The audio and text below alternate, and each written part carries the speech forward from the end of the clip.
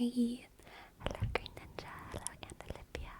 Hello Perome and Destructicon and Donor Wooch and CEO and Agan and Jorge and It's Cross and I already said Agan and Jose and Patrick Kelly and the Davis and Gantry. Hello, hello, hello. Hello Gracie. Click, click. Hello Dominic. Hello Saint Jimmy. Hello. How is everyone today? I have something in my eye.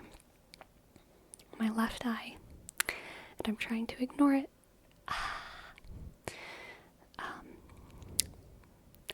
And it's fine. It's fine. It's fine.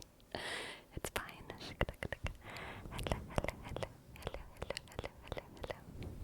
How's the finger doing? You know what? Pretty good. Pretty good. We got a nice scab. We got a nice scab going on, which I will take. I will take. I'm not ignoring the thing in my eye.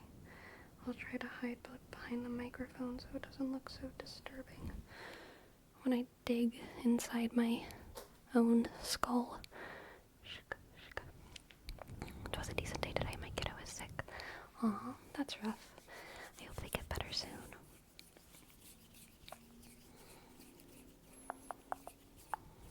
Click, click, click, click, click. Howdy, Diakazaki. I am doing great. I am doing great.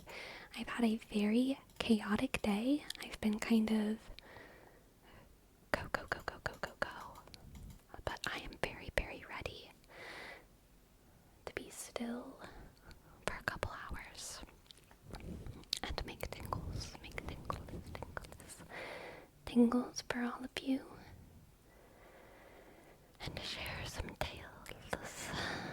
tales, trials and tribulations, successes of the week, and to hear about how y'all's weeks and weekends have been going. Tingles, tingles, tingles, tingles, tingles, tingles. Shukwa, shukwa, shukwa, shukwa, shukwa, shukwa. Clickety, clickety, clickety, clickety, click. Clickety, clickety, clickety, clickety, click. Clickety, clickety, clickety, clickety, click.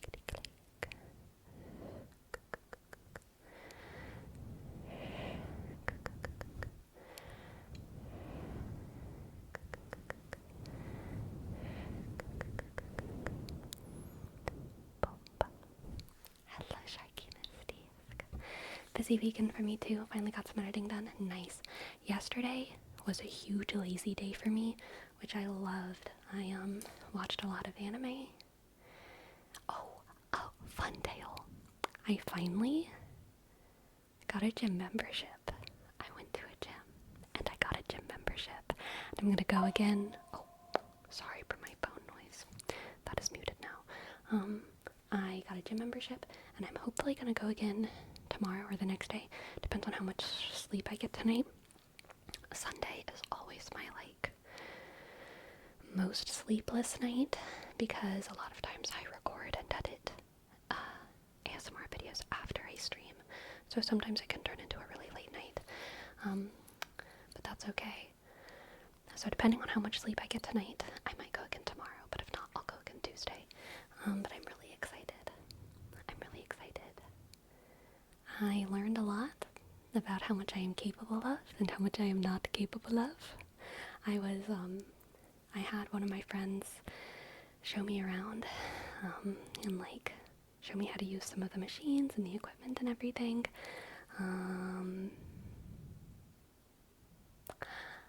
I was happy that a lot of the leg stuff I was already, okay with, I wasn't, super strong, but I wasn't, super weak. But dear God, I am just perpetually, shocked at, how bad my arms are at doing stuff. I like leg day. I'm with you, Andrew. Leg day is really the only day that is fun. I like working on my legs. It's a good time.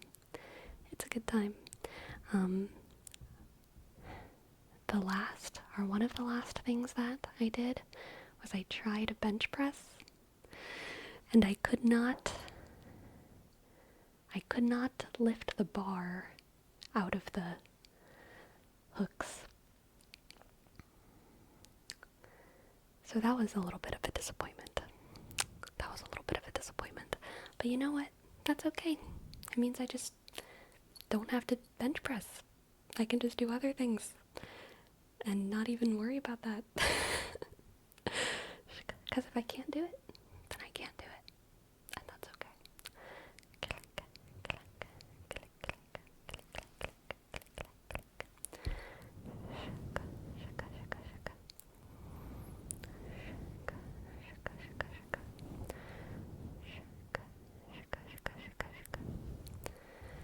I'm not gonna lie, it's surprisingly heavy the first time you go to the gym. Yeah. Were you on a Smith machine? I don't know what that is.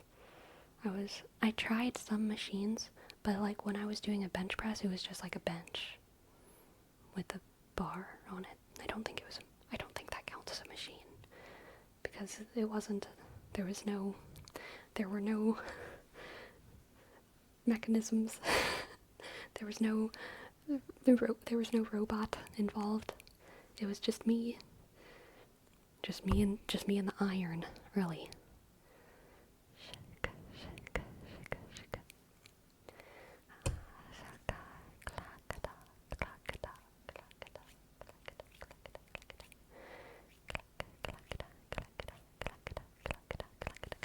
No, Sinjobe, I'd absolutely love to do your reading. You've got it. The Smith machine has the bar that can only go in a straight line.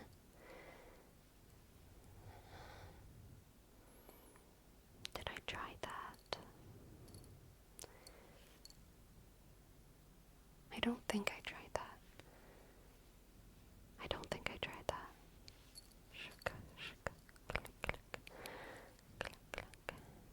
Is the wish list empty or did I look at it wrong?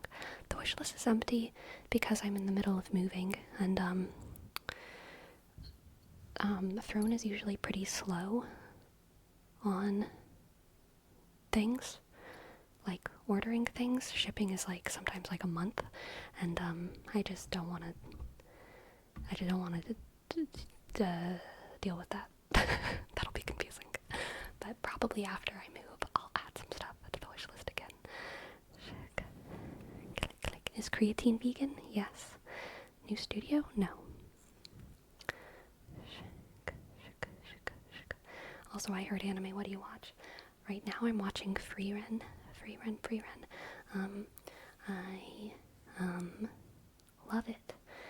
Yesterday watching it, I think we just finished.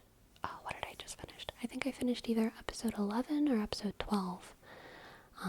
But the last episode that I watched was the first one in Free Ren where I almost felt like I could cry.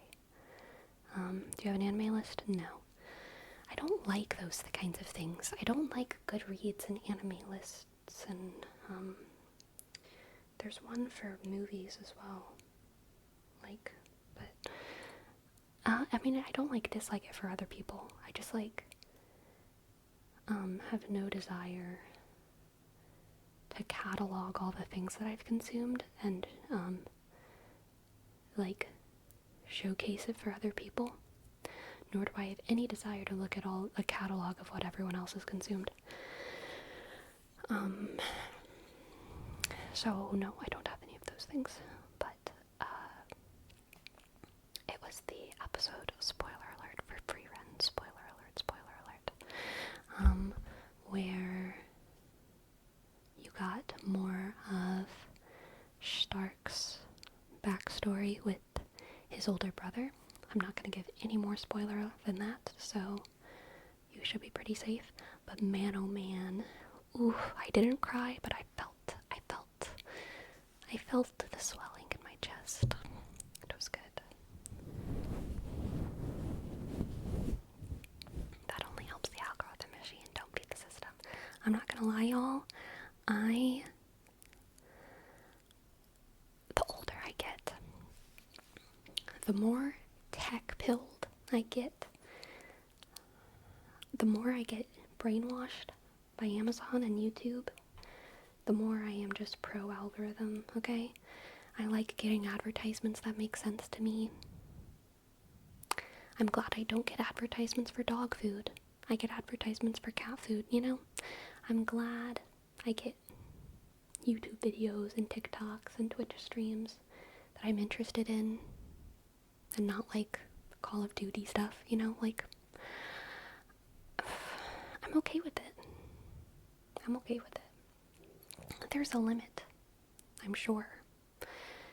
There's a limit, and sometimes it's creepy when you like talk about something. You like talk about a coffee company, and then like 10 minutes later you get an ad for the coffee company. So it's creepy, but like, I'd rather have that than, I don't know, a commercial for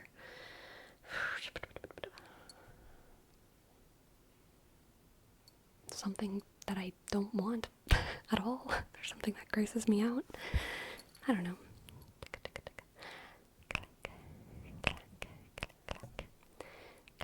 But I will say, I also sometimes get a sense of pride whenever the algorithm is very clearly confused about who I am and what I want. Especially politically, I get a lot of pride whenever I get political advertisements from like every side. I'm like, they really don't know. They really don't know who I vote for.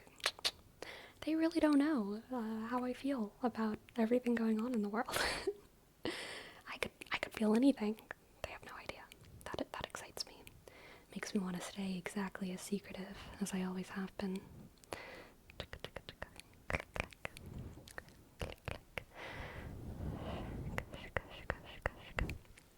Alright, let's do this.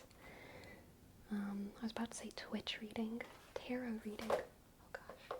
Tarot reading for Sinchobe. I want to use my old, classic, favorite deck. Old, classic, favorite deck.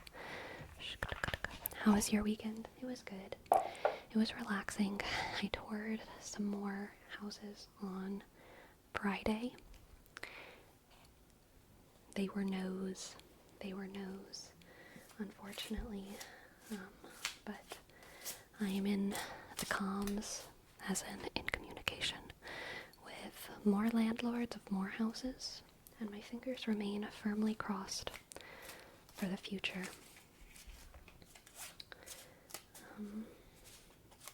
Yes. Okay, Sinchobe, what do the cards have for you? What do the cards have for you?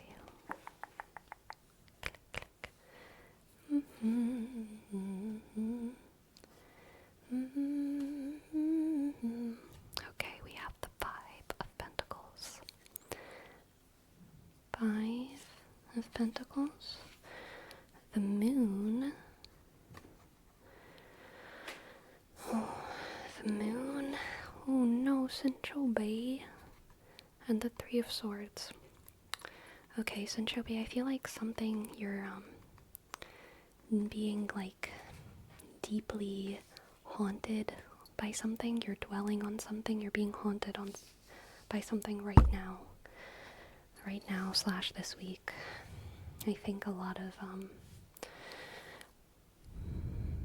probably just sad memories will take hold of your mind and your heart a little bit. The Moon is all about the past and remembering the bottom of the iceberg of you, right? There's all that stuff on top that everyone sees, that everyone loves, and then there's everything that only you know, everything that only you remember. And the Five of Pentacles and the Three of Swords really, to me, gets at like the feeling of not just remembering a specific event and being like, oh wow, this breakup from 5 years ago really sucks and it still hurts, but it feels a little bit more along the lines of like having a week or a day where you feel like you're just full of so much kind of like sadness and brokenness and pain. And it's not dwelling on a specific memory, it's just knowing that there's like a lot of pain inside of you and having to navigate the weight of just that whole bottom part of the iceberg within yourself. The moon, however, even though it's a card of the past,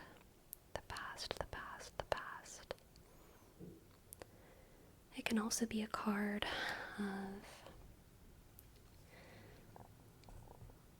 of learning how to navigate memory productively. Oh, I just elbowed my cat's cat tree and hit my funny bone and it hurt. But I sometimes rag on cancers because they're sensitive and overly attached and yeah. But this is something that cancers are really, really good at. This is one of the special magical skills of cancers, is that they are very, very good at holding on to the importance of memory and tradition, passing on memories and tradition in like a very just like important way for society, and also on a more microcosmic level for families. Cancers aren't just good at like being record keepers. That's not necessarily their niche, but it's more like they're good at telling the stories and telling the stories in such a way that they feel important to the younger generation. You know what I mean? They turn a memory into not something that's just dead records and dead information, but they know how to turn memory into tradition. They know how to turn history into like legacy, and that is a beautiful skill that cancers have.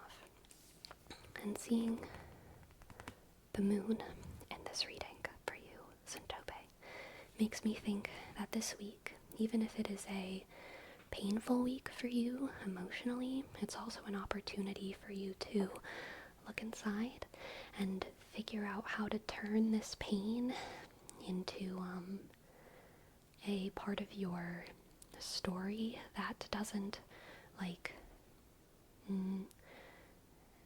that makes you more functional rather than like ruins your functioning in society. Does that make sense? Taking this part of your story and like weaving it into how you can give back to the world, weaving it into your character in a way that is productive and helpful for the people around you. If we must dwell on what is painful, then let's try to dwell on it in a way that isn't self-destructive, you know? Let's meditate on it, process it, try to turn it into something that we can learn lessons from, you know? And I think you can do that, Sinjope. How would that compare to a Pisces? Pisces are a little bit generally, and this doesn't have anything to do with your reading, but Pisces are generally a little bit more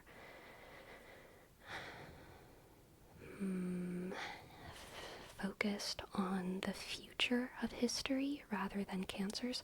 So this is getting into like very meta thinking about the signs.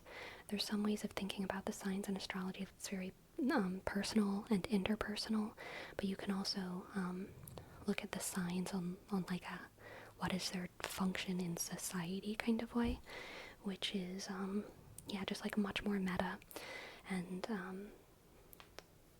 kind of vague because it's less personal.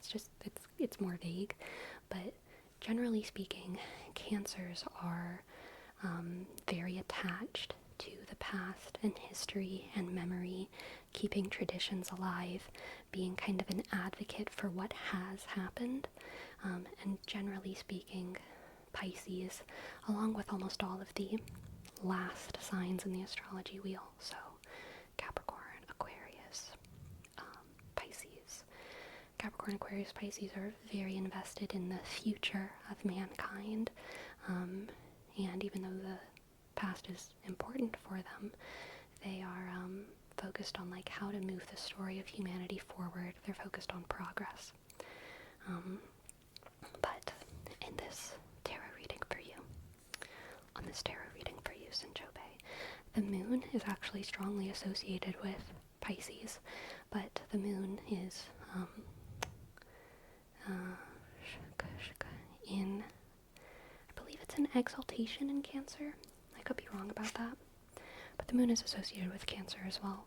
So it's kind of both, but the feeling that I'm getting with this reading, especially paired with these two cards, is that it's kind of, an opportunity to use these heavy memories to take that Cancer skill of remembering, and process it into your present and into your future in a way that is productive. Again, if we must dwell, then we shouldn't despair, You could despair. With cards like this, you could just despair. You could just wallow. But dwelling does not always mean despairing, and it does not always mean wallowing. You can dwell and heal and process and take that information and move forward. And I think that is what this reading is calling you to do, Sinchope. Let's get one oracle card for you. Okay. Boundless, boundless, boundless, boundless, boundless.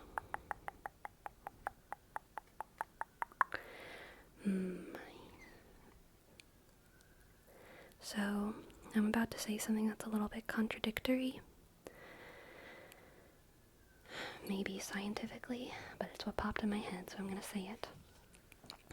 The past is not finite. The past is boundless because you are infinite. There's an infinite amount of possibility within your brain. There's a finite time that you will live. There's finite, maybe room and like space in your brain, but that space can be filled with like an infinite number of things, right? It's not like a book where like all the information is just written and static and that's all that will ever be. So even though the past is finished, the past is not finite. And the past can be anything that you make it be, okay? The past can be anything that you make it be. So make the past something good for you. Make the past something good for you, okay? Good luck, Sinchope. Good luck, good luck, good luck. Thank you so much for letting me read for you. Welcome to the Abyss. This time I'm going to quote St. Luke. Remember the past, plan for the future, but live for today, because yesterday is gone and tomorrow may never come. Excellent, excellent.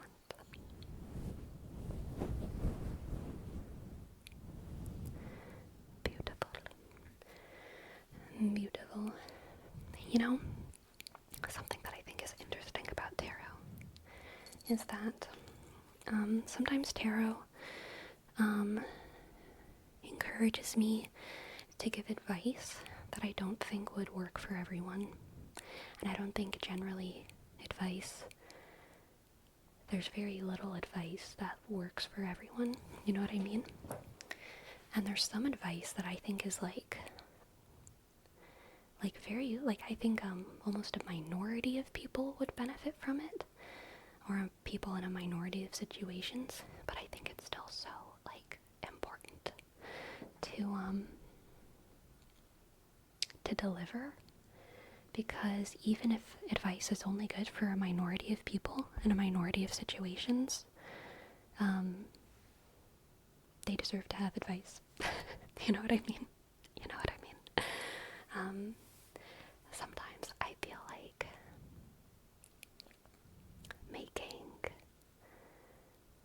making up a narrative about the past that serves you for your future can be dishonest and selfish. And sometimes I feel like it can be a purifying process and a healing process. And yeah, I think it's just like interesting that it can be both, just depending on the person, and depending on the situation, depending on what you had for breakfast. You know what I mean? You know what I mean? You know what I mean? History, and by extension the past, is a human construct, so it can be changed and rearranged. True. Who controls the past controls the future, so there's nothing contradictory in what you said. Thank you, bitch. I respect your advice and your perspective. Aw. Thank you, Sinchobe, and you're welcome. DM Joe Banana. Thank you, thank you, thank you, thank you, thank you, thank you, thank you. Thank you so much. Thank you so much for gifting a sub. Thank you, Joe Banana, Joe Banana. Joe, Joe, Joe, Joe, Joe, Joe, Joe, Joe, Joe, Joe, Joe. Thank you, Joe Banana. First sub of the night. Thank you, Joe Banana. D, click, M, J, O, E, click, B, sk, sk, A, shk, N, click, A, click, N, click, A, sk, DM Joe Banana. Thank you so much for gifting us up. Thank you. I like to think that giving advice you wouldn't always do kind of gives you another angle and reflection on those actions. Yeah, I agree. I agree. I agree. Shuk.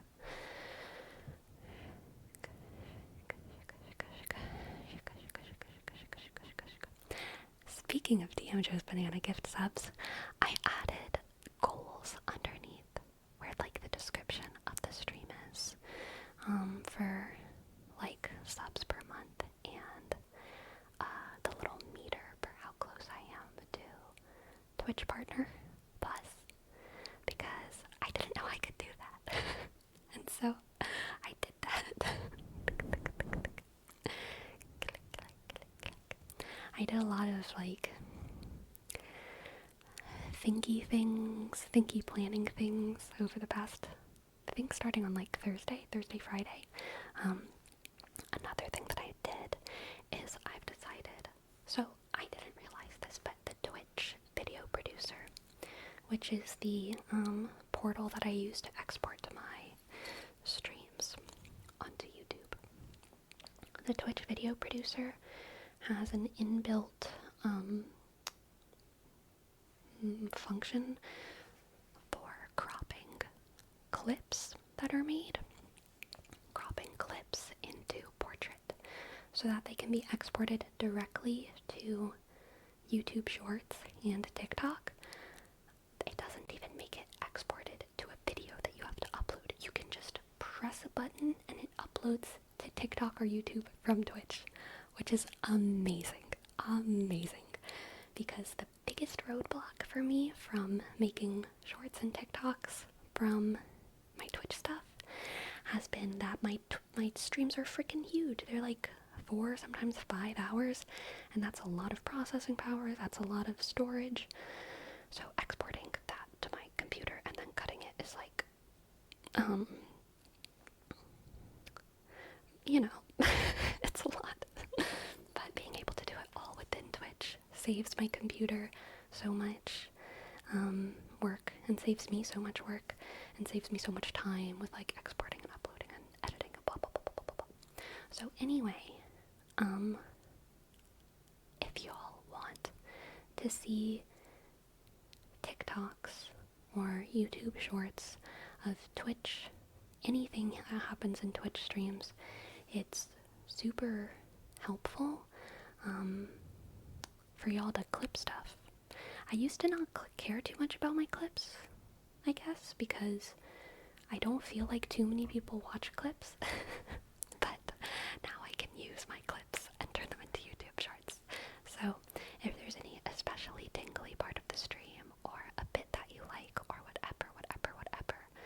It really does help to clip it. And please turn Gracie's pull-up into a short. Yes, I shall. But, yeah, and if there's, if I take a clip and turn it into a YouTube short, then I'll probably credit whoever clipped it as well, so you'll get some credit. Nico Babel. Thank you for your prime. Thank you. Thank you, Nico Babel. Thank you, Nico Babel. Thank you, Nico Babel. Nico Babel. Nico Babel. Nico Babel. Nico Babel. Thank you. Thank you. Thank you for your prime. And click E-K shk shk. Oh, B click A shk. B E shk. L click click click click. Thank you, thank you.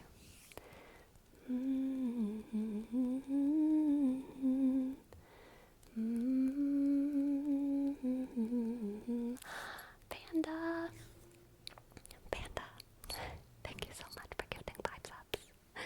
Thank you so much for gifting 5 subs. Panda the Forgotten, Panda the Forgotten, Panda the Forgotten.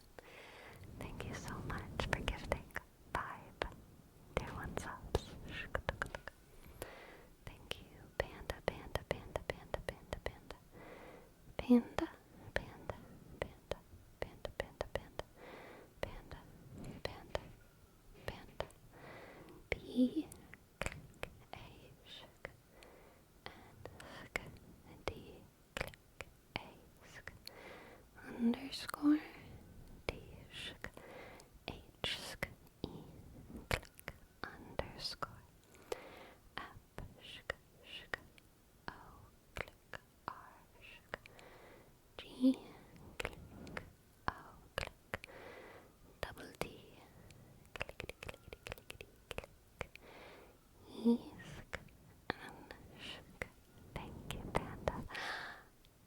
Another 2 subs. Thank you. Thank you, thank you, thank you, thank you, Panda. Thank you so much. Thank you, Panda, the Forgotten. I will never forget you, Panda. I will never forget you, Panda the Forgotten. I will never forget you. Thank you. B, click, A, sk, And click, D, shk, A, sk, underscore, D, click, H, sk, E, click, underscore, F, shk, shk, O, R, click, G, sk, O, sk, double D, tuk, tuk, tuk, tuk, tuk, tuk, tuk, E, click, and shk, panda, panda, panda, panda, panda, panda, panda, panda, panda, panda, and Blyso, thank you. Thank you, thank you, thank you as well for gifting us up. Thank you, Blyso, Bly, Blyso, Bly, Blyso, Bly. Thank you. B, shk, shk, L, Y, shk, S, O, click, F, shk, shk, L, Y, sk, thank you, Blyso, Bly. Thank you, Blyso, Bly. it is extraordinarily honest work. Thank you. Thank you.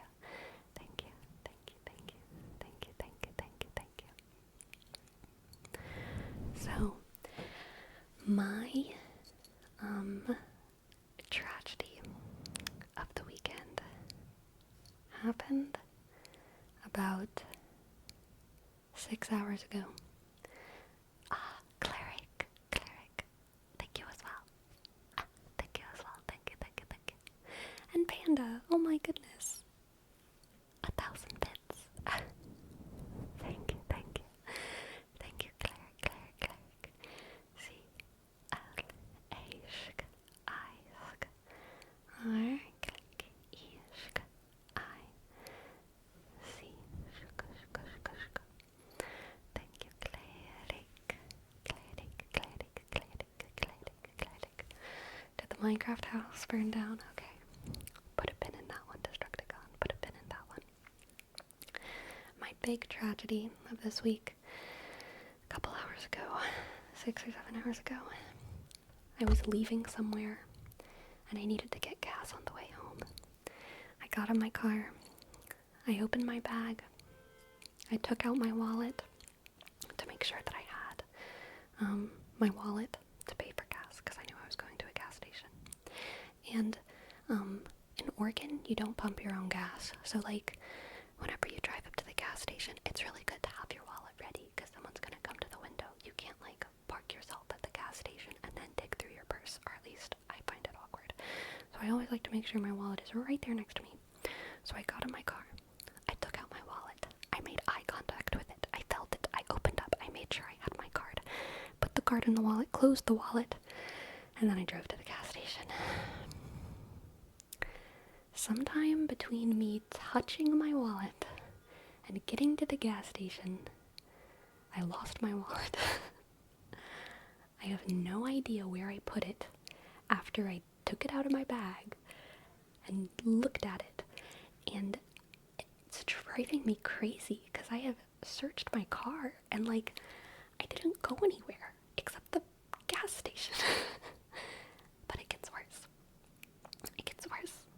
So luckily I had like $23 in cash stuffed in my bag, so I was able to get enough gas to get home and whatnot.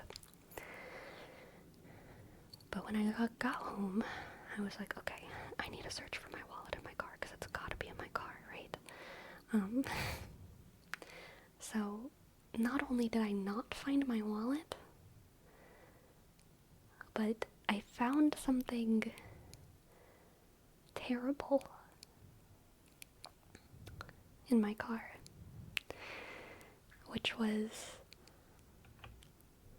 a great deal of mold.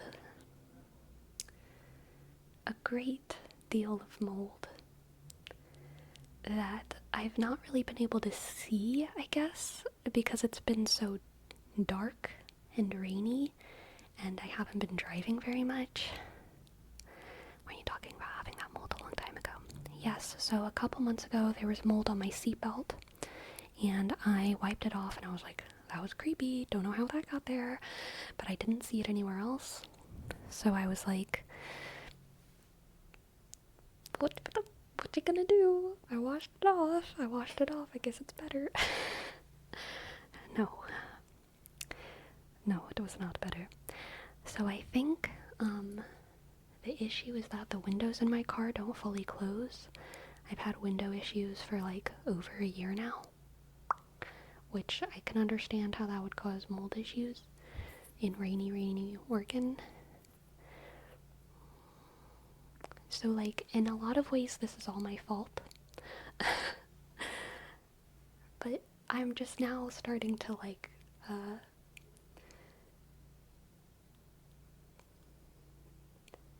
bear, what's the word I'm looking for? To reap the fruit I've planted. I'm being punished for my neglect of my car situation. And you know what? That just sucks. And I still don't know where my wallet is. Reap what you sow. Yes, I'm reaping what I've sown. Yeah. You're gonna need it to get a pro mold cleaner to bring out the demolding machines. I don't even know what to do. Okay, moisture boxes. What is a moisture box? I think you'll have to remove the carpet. How? Like, I don't have removable carpets in my car. My car has no, like, removable carpets. It's just, like, the floor of the car is fuzzy, but, like, you have to take it somewhere.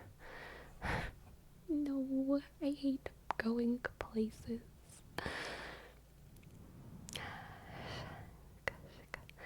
Although maybe whoever removes the freaking carpets from my car will be able to find my wallet, and then I'll be able to pay them for their services.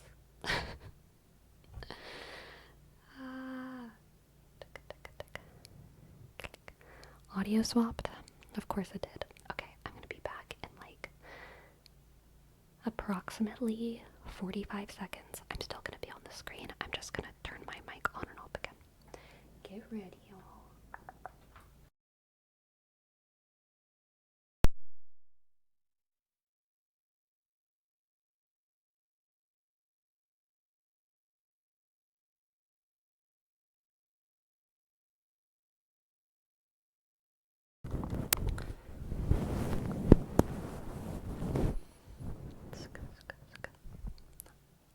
Is my polarization okay? Am I on this side? Am I on this side? Am I on this side?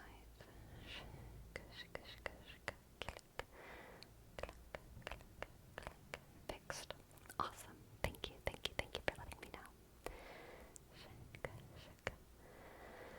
I realized I have a leaky window since moving to Seattle. Yeah.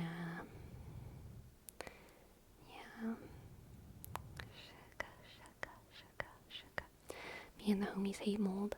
Me too. Mold is no good. So the last place I lived, the last apartment that I lived, had bad mold in it, and it I think it really made my health suffer. I kind of also ignored that. But yeah, I have no desire to have a mold life again. I don't want to a mold life. So I'm hoping that I can do something about it.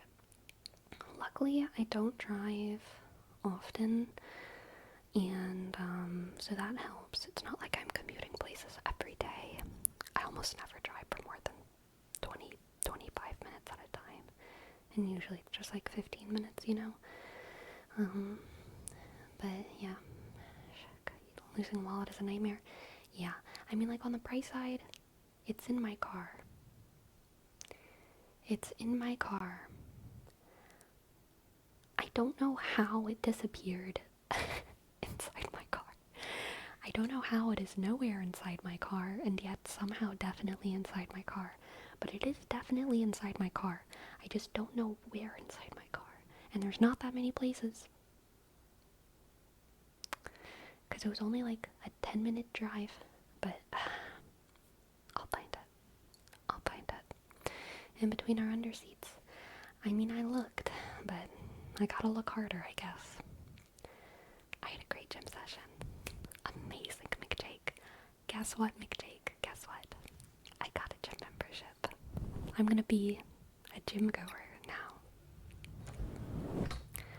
So that's exciting.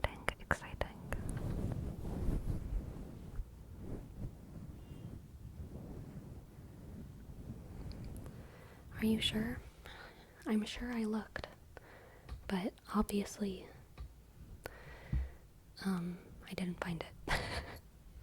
Kipuki, thank you for your prime. Kipuki. Thank you, Kipuki, for your prime. Okay, click, I, shk, B, click, you, shk. Okay, click, I, sk, I, thank you, Kipuki. Kip. Thank you for your prime. Shk. You know that getting a gym membership almost guarantees that you'll never go to a gym? Maybe for some people, but not for me, Isolated. Because guess what? I've never had a gym membership, and that has guaranteed my never going to a gym.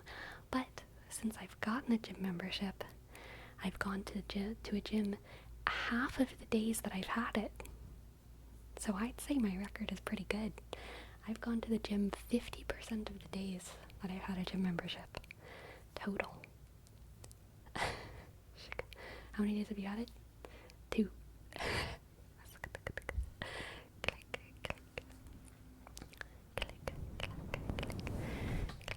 There are a lot more places in a vehicle for things to hide than you would ever think. You might try moving both seats as far back as they will go. I will do that, the Lone Sawyer. You betcha. You fucking betcha I'm gonna do that. I'm gonna look for that wallet so hard. I'm going to pick up my car, with all my gymnagains and turn it upside down and shake it until my wallet just falls right out. Along with my, I think my COVID vaccine card is inside my car. I just keep it there. I have like this fear that I'm gonna get like border checked at a state or something to see if I have my COVID vaccinations. It's a fear from like 5 years ago or 3 years ago or whatever that I never got over. So I just keep the COVID vax card in my car.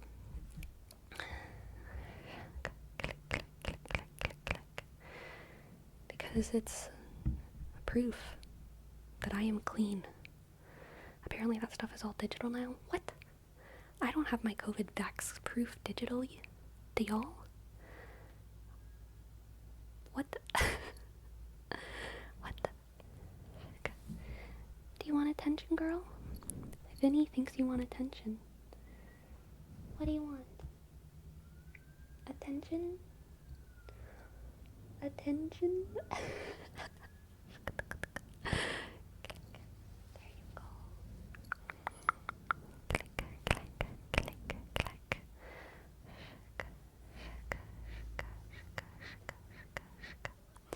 Hello,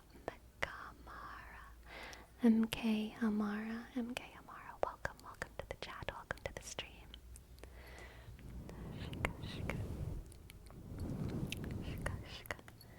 You want me to keep going? Yeah? Okay.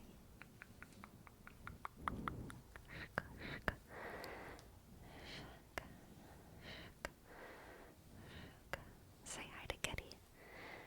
MK Amara says hi. Visit your state's health department if you want your vax record. So my vaccines, I got in 2 separate states, I think. Right? Yeah. So will the state that I'm in have the record from the other one? I don't know. Maybe. Should be all one system. Based. I love big government.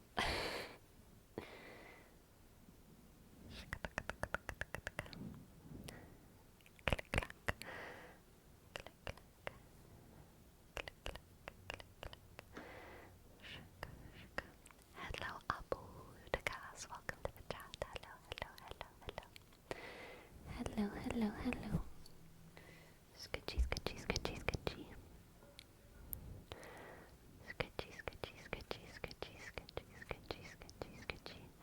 She's so squoochy. She really is.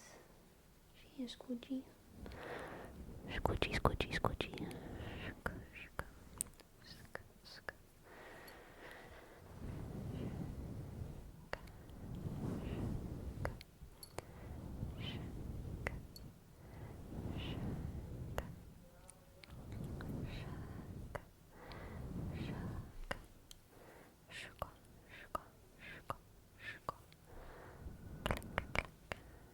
Crazy cat, crazy mango, cat mango.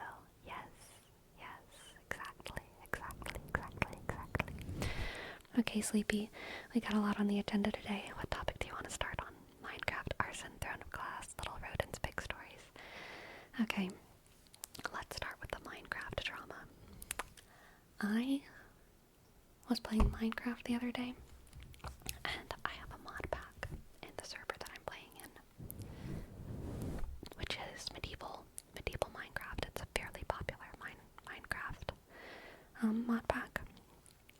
And in this mod pack, during Crimson Moons, the ghasts come out.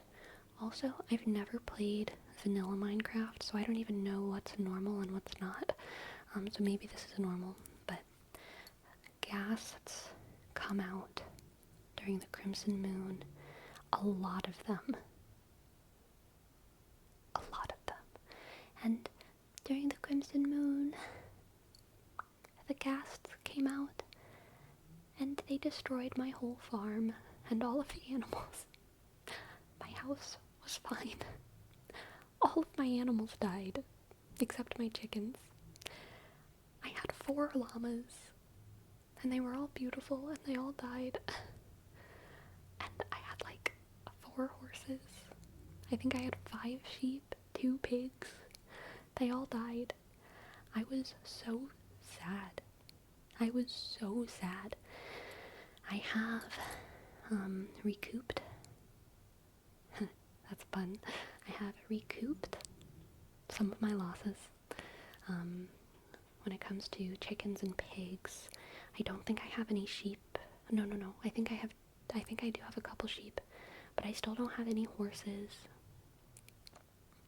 And I still don't have any llamas. So I'm very sad.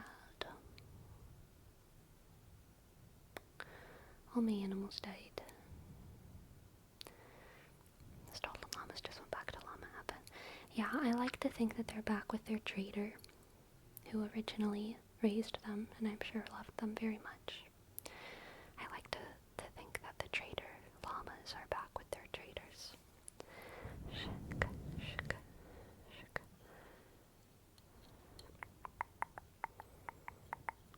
Clink, clink.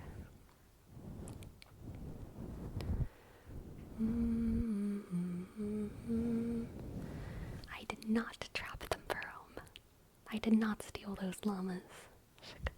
Did you get wool from the llamas? No, I got wool from the sheeps. The llamas were just there to make me happy. They just made me happy. Shuka, shuka, shuka. Shuku, go, go, go, go, go, go. Aw, Abood. I'm so glad my YouTube videos help. Thank you. Thank you for watching. And thank you for saying that. Click, click,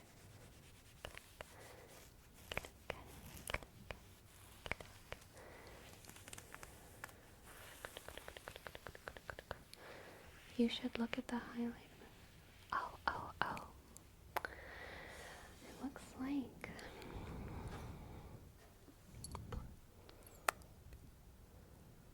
Plyso has triggered an event. Are you all ready for class? Does everyone have their notebooks? Everyone have their pens and pencils? Did we all do our homework? Because I have a very important question for the class. What is the capital of Wyoming? What is the capital of Wyoming? And if you answer the question correctly, you'll get back scratches for the entire class, okay? Because sharing is caring. What is the capital of Wyoming? And here's your hint. Anne, so shy. Click. Why, oh why, is Anne, so shy. Click. Why, click, oh why, click, is Anne, so shy. Why, oh why, is Anne so shy? Why, oh why, is Anne so shy?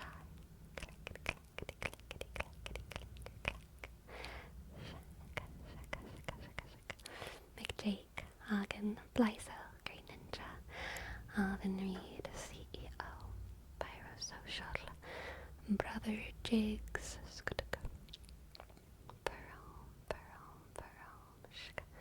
Jose, Patrick, Hi Tori, Nathaline. Good job. You've won back scratches for the class.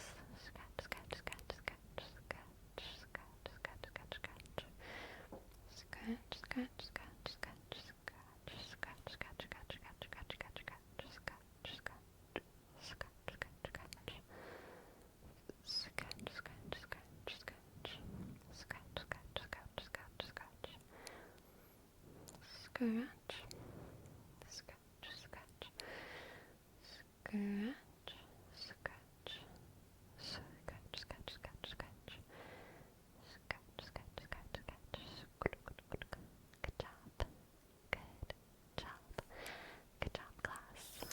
Good job, class.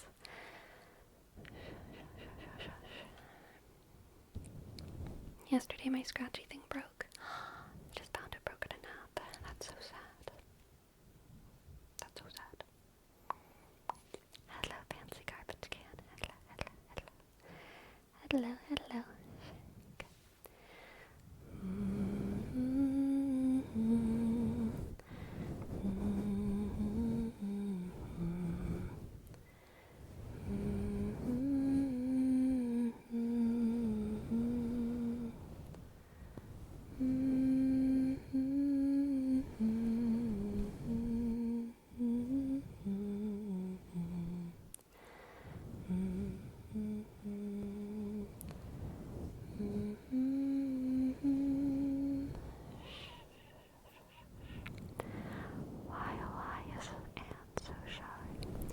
Sleepy, what did you do in your gym session? So I didn't go too hard. It was my first time. I kind of just wanted to like try stuff out and explore. So the person I was with showed me how to use a lot of machines, showed me the squat rack, and showed me how to bench press in theory. But next time I go, I'm probably going to do like a more like dedicated like leg day. For sure.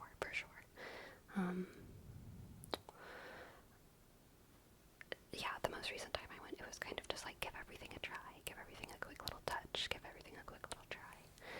But yeah, the bench press was by far the most disappointing thing because I could not lift the bar. Could not lift the bar out the hooks. But you know, that's okay. That's okay. Means I have a long way to go.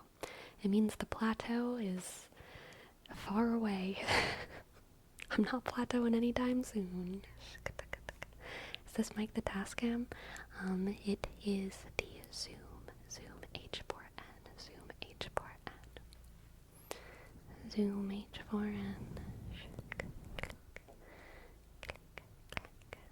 Yes, spread the love, spread the love, spread the love.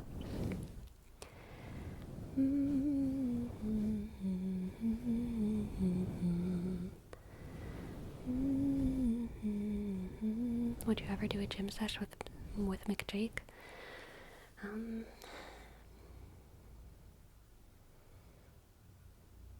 Would I ever? I don't know. Probably not, but like, I don't know. I don't know. Sleepy, how's your pull-up skills? Non-existent. Non-existent. I do need to learn from Gracie. Absolutely. Absolutely. Shika, shika. Shika, shika, shika. Click, click, click, click, click.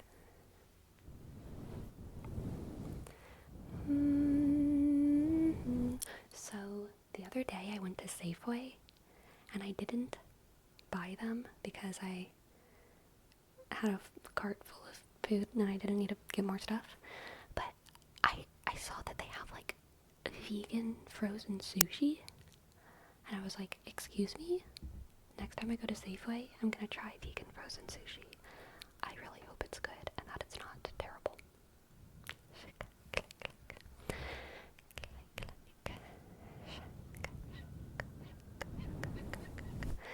Sleepy one hand push-ups win. After I can do 2 hand push-ups. Sleepy, what is the Safeway in Louisiana? Rouse's. But it depends. It depends. Rouse's for most of Louisiana, but the really, really metropolitan areas. So, Baton Rouge. Basically just Baton Rouge. There's Albertsons. Albertsons is more popular than Safeway, for sure. There's no Fred Meyers. There's basically no Safeways. There's some Albertsons around like Central and North Louisiana, but broadly speaking, especially for South Louisiana, it's Rouse's. Rouse's is the Louisiana supermarket. And it's really, I mean, I like Rouse's, but Rouse's is controversial as, okay, that's not true. Rouse's isn't controversial because Rouse's is a local Louisiana supermarket that everyone goes to and everyone loves. No one's boycotting Rouse's because they have the fucking food. Okay. But the Rouse family is known to have gotten into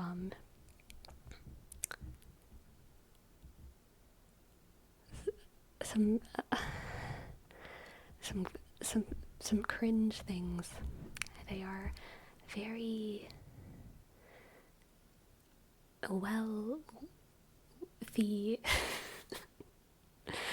They're very wealthy people. I've never met them, but so they have like a giant mansion that kind of looks like a plantation. And it's like freakishly enormous. Like it's a giant mansion. That said, there are so many like millionaire, billionaire people who have like giant mansions that are just like on islands, right? Rouse's has their giant billionaire, millionaire mansion in the middle of a small ass town in Louisiana. So they're just closer to people, so they probably get more notoriety about their mansion locally.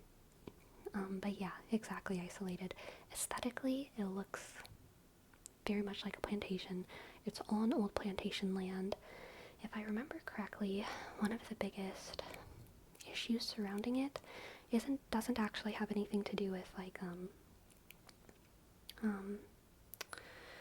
the plantationiness of it, but it has to do with the fact that the land they bought is on top of some fossilized trees. I'm gonna get some of this wrong. I'm just warning y'all, so like some of these details are gonna be wrong. But there's this area of this town where some scientists realized it's relatively close to a university. Scientists realized that there's these fossilized trees under the ground that have somehow been preserved for like they're the oldest like fossils on Louisiana Earth. They're very valuable for ecological research. Very, very valuable for ecological research. And so that land, there was a push to try and preserve that land for research purposes, and Rouse's just like bought it and built a mansion. So that didn't happen, and no research can be done. Alas, no research can be done on these ancient fossilized trees, which like on one hand sucks for the researchers of today, but I'm gonna be honest, I think it's kind of funny, and it's gonna be like a fun Easter egg in like 300 years, because they're gonna like re-find them, you know, like the Rouse's mansion will be gone, and they're gonna like re-find those fossils, and they're gonna be like, oh, and that's gonna be funny. Because like, let's be honest, even though I love scientific research and I love history, truly, it's one of my passions, there's nothing that I don't think we're gonna find anything out about these fossilized trees that's like imperative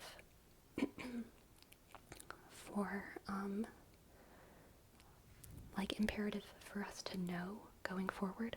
It's not like they were sitting on top of like the cure for cancer or something. It's just something that's like very interesting ecologically, and it will be equally interesting in 300, 400 years when we find it again. Yeah, does that make sense? So it sucks, but like, whatever. Jalen, thank you for your sub. Thank you for your sub, Jalen. Thank you for your sub, Jalen. Thank you for your sub. Thank you. Thank you. Trey, click. A-Y, click. L-W, click. And shk, underscore. 0, click. 4, shk. Thank you, Jalen. See, in 300 to 400 years, Louisiana's going to be underwater. So true, Hans. Especially that town. That town is going to be underwater in like less than 100 years. It's very South Louisiana.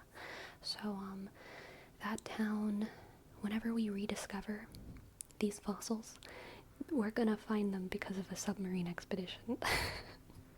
Probably, if I had to guess.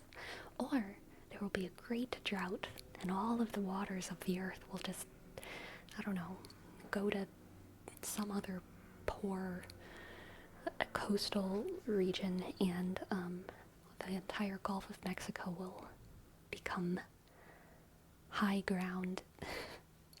That'll probably be in like a million years, though. There needs to be some more tectonic shifts. Anyway, I'm getting off track. I'm starting to speak nonsense. The other controversial thing that the Rouse family did is that they were cited. They were cited at the January 6th protests. Which, I mean, I don't think they had any consequences. They weren't like doing any of the, they weren't like arrested. They didn't do any of the bad, but they were like there. They were like certainly there. So yeah, but I remember whenever the news came out about that, I was working at a restaurant in Louisiana, and my boss came in and she was like, so they found the Rouse family at the January 6th protests, and everyone in the kitchen was just like, oh man, those Rouses. Those Rouses. But like, you can't boycott Rouses. They have the food. They have the food. And honestly, even though problematic as hell, I'm not gonna lie, I'd probably still rather go to Rouse's than like Safeway or Albertsons. Just because even though they're horrible, they're probably like horrible when it comes to like political stuff. They feel much more human to me. Yeah, support locals. I don't know, maybe this is like a faulty view that I have, like a broken perspective. Maybe I need to think more about it, but like, yeah, Safeway, Albertsons, Fred, Meyer's, they feel so soulless to me. Same with Walmart, no soul in them at all. But Rouse's, they do, it feels very Louisiana in there, and it feels, for all of the problematic stuff that they've done, which honestly, the things that I've said have been all of the problematic things that they've done, which, while problematic, it's only like 2 or 3 things. They also have done a lot for the economy of Louisiana. Truly, there's towns that are like only okay because of the Rouses. A lot of Louisiana would be food deserts if not for Rouses. So I can't hate on them too hard. I just gotta shake my head at them sometimes. Aren't they corporations? Of course I don't have souls. There's some corporations, small corporations. Small corporations exist. And more importantly, I would say big corporations exist. And smaller corporations exist. It's not even just like small versus big. It's like there's a whole spectrum. Corporations of every size. So, yeah, the biggest corporations, yeah, I'd say they don't really feel like they have souls, but like, as you go down the line, it feels more and more likely that corporations will be soulful. But I even think that there's some like mid-sized corporations that feel like they have more of a soul than like the smallest corporations. Like, it's not like a perfectly linear thing. It's, you know how it is. It's all variable. It's all variable.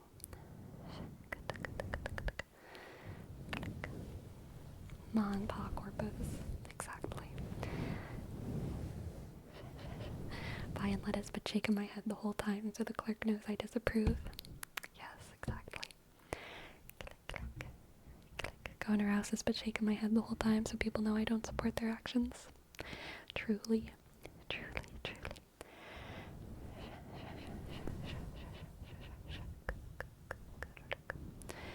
Ohio has Kroger's, Meyer's, Aldi's, and Walmart. Wow, I thought Aldi's was like a British thing. Interesting. Interesting. Interesting. Americans have Aldi? Exactly. They're German.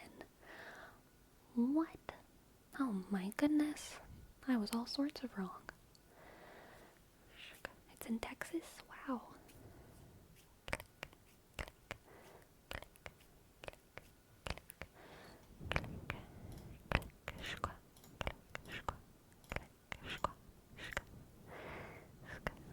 They came to Australia too about 5 years ago. Dang, interesting. Very interesting. Aldi's is nice, super cheap. Oh yeah, so I lived for a couple years in Baton Rouge.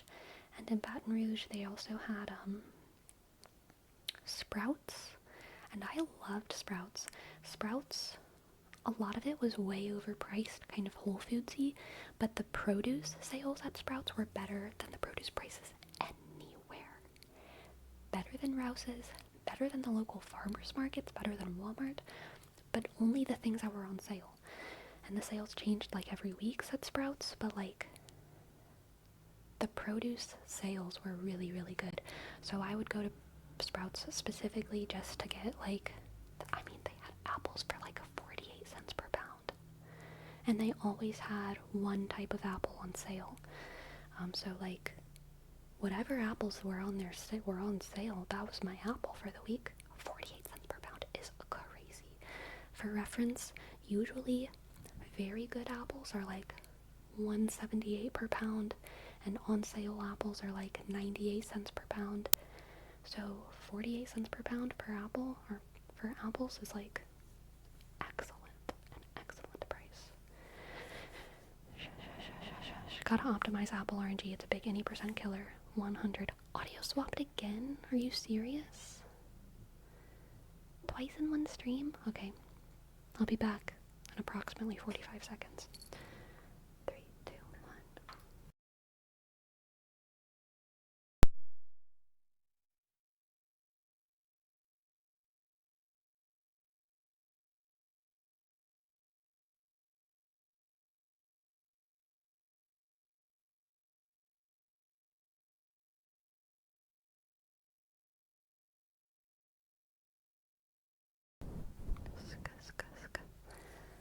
Testing, testing, testing. 1, 2, 3. Testing to see if the mic works. We're good. Awesome. Thank you, bro. Thank you, thank you. Click, click, click. Help me sleep. Got put in mirrored. Oh no. Oh no. Alright, we have a name trace for not dead. Not dead. Not dead. And click. Oh, shk. Double T, shk. Clickety click, click, click. D-sk. E-shk. A, click. D-shk. Not dead. Not dead. Thank you, not dead. And for Play Supply, we have Bugsnax. I'm glad you like that video.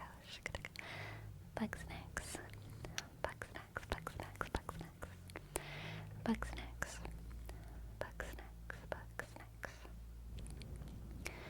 Buggy Snacks. I never played the game. A lot of people commented that they thought I was referencing a game. I don't know what the game is, but apparently there's a game called Bugsnax. Humbug snacks.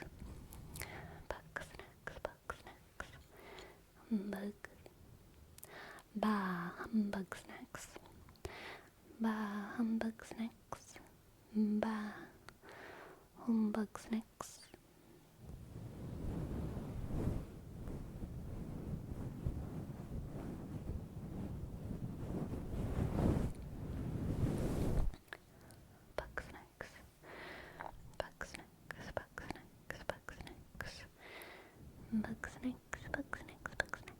So, in Hearthstone, battlegrounds, I have surpassed my goal of 5,000 MMR. 5k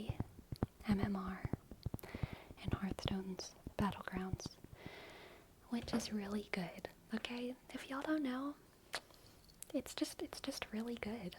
It's like excellent. So I feel pretty proud about that.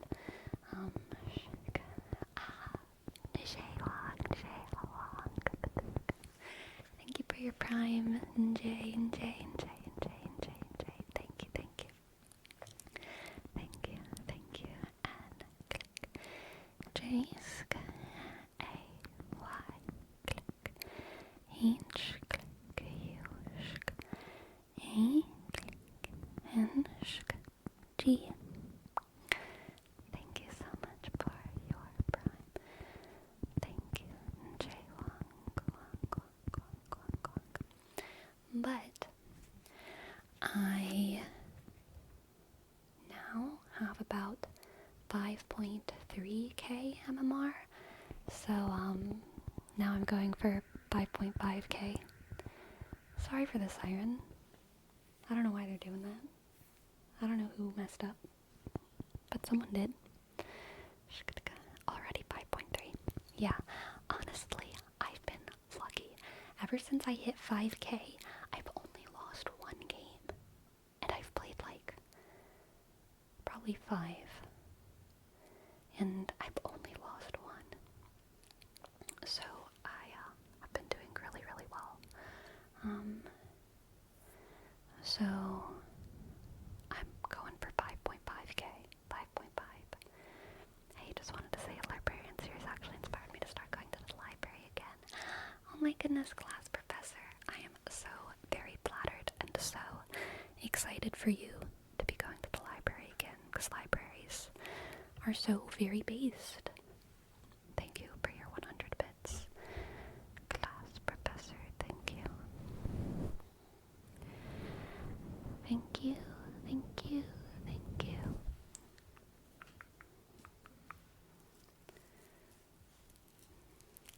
I absolutely love your 3D whispering. Could you do a super close-up but quiet whispering trigger word video? So that's actually one that I'm kind of planning on doing pretty soon. Not exactly a trigger word video, but a super up-close whispering 3D video. So, yes, I'm not doing it for you. But yes, I am doing one soon.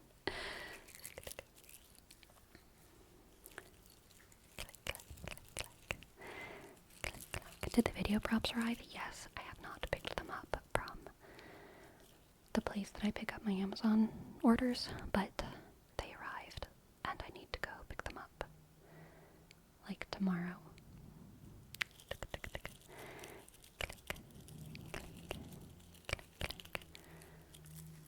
Another corpse sleepy? We said that we would stop the murder spree for a month.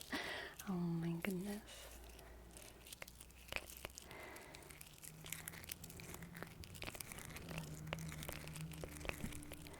Did you ever get your pants from the tailor? I did, and they fit, and I love them. Distracticon! Thank you. Thank you for gifting us up, Distracticon, for TwitchJ22. Thank you, Distracticon. Thank you. You gave it to the wrong person? Oh no. Well, I'm gonna do a name trace for TwitchJ. D, click, W, click, I, sh, D, sk, C, H, click, J, click, A, click, Y, 22, thank you. And for Panic Warrior, thank you, Destructicon. Thank you for gifting us up. Is it Pancake? It's probably Pancake Warrior, not Panic Warrior. Pancake Warrior. Pancake. P, click, N, sh, C, K, click, W, click, A, sh, R, sk, I, O, R, sk, Armedia. Armedia.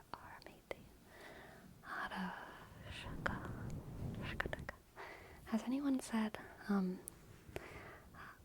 ara ara matey yet? Has anyone said that yet? Or did I just coin that? Ara ara matey.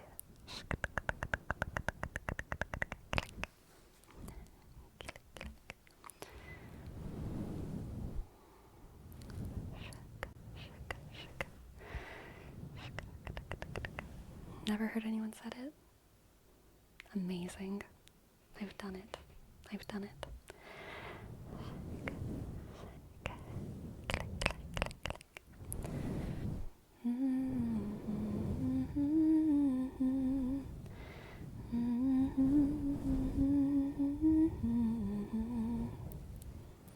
Good, Distracticon. That's exactly what I want all of you to imagine. A really buff, grizzled pirate with a full beard and a distinct lack of oranges being right up close to your ear, saying, Ara ara, matey.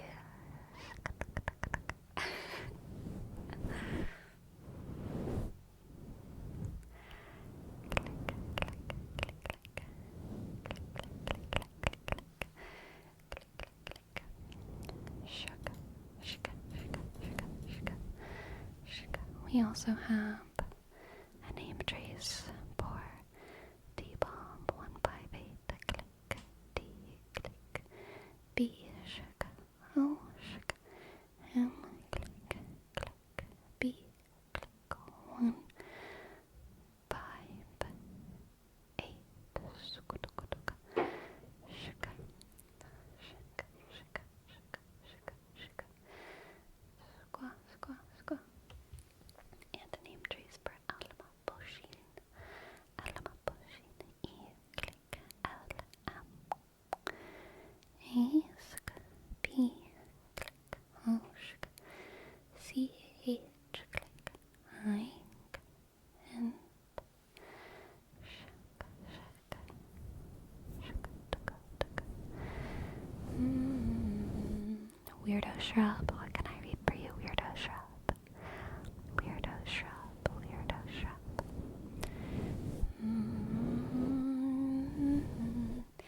Unique by Amibola. Amibola.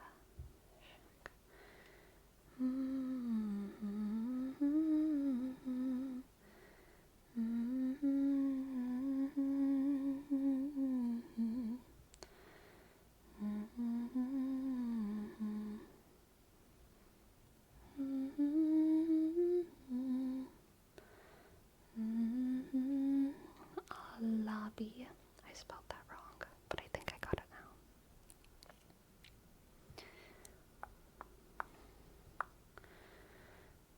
Okay. Because I know who I am, I'm at ease and free. I can't be like others and they can't be me. I've got fading scars and unusual physique, but it all works together to make me unique. I've got hidden strengths, some obvious flaws, still I am who I am, for better, for worse. I don't have to blend in, and I won't lip lie. I can't please everyone, I won't even try. Some call me proud, others stare at me in alarm, but I'm not one to bother, because I know who I am. Nice, nice, lovely, lovely, lovely. Shika, shika, shika, shika, shika. Sleepy, I flipped my tingles upside down and now they're all over the floor. Nanoska. How long did you wait? Because if you waited for like 10 minutes after I did the test, then it doesn't count, okay? Was it more than 8 seconds? I don't know. This stream's been going on for like an hour and a half now. I'm being skeptical. Why didn't you say something about it 8 seconds into the stream? Why did it take you this long to complain, Nanoska? I'm starting to feel like you're a liar. I'm starting to feel like you're trying for getting a return on the tingles that you sabotaged. Okay. Okay. Shaka, shaka, shaka, shaka, shaka. Shaka, shaka. What can I read for you, Jerome? What can I read for you, Jerome? Jerome, Jerome. What can I read for you? Shaka. Clickety clack, clickety clack. Are tingles liquid or solid? They're plasma. Tingles are plasma. Pick a number, 1 or 2. 1, 1, 1. 1, 1, 1, 1, 1, 1, 1. 1, 1, 1, 1, 1, 1, 1, 1, 1. 1, 1, 1. I'm petting my cat right now. Pet, pet, pet, pet, pet. Pet. Mr. Brightside by the Killers. Excellent choice. So, fun fact, in Mr. Brightside, there's a line, turning saints into the sea, right? Turning saints into the sea. Sorry for the mic bonks, my cat is brushing up against my tripod. And the first time I heard Mr. Brightside was when I was playing Final Fantasy 13, and there's a there's a game mechanic / plot point where I can't even really remember why, but like I think it's the machines or like the monsters, the darkness, whatever thing is threatening the world is like turning people into Lassie. I believe it's spelled L'Cie, something like that. Lassie. And the first time I heard the song and there was that line, turning saints into the sea, I thought it was like Lassie, and I was like, is Lassie like some kind of folklore that's bigger than Final Fantasy 13 that I don't know about? Because the line like makes sense thematically with like what Lassie are in Final Fantasy 13. I was really confused. I had to look up the lyrics of the song back in like 20 whatever, the first time I heard it. It has nothing to do with Final Fantasy 13. I was just mishearing lyrics.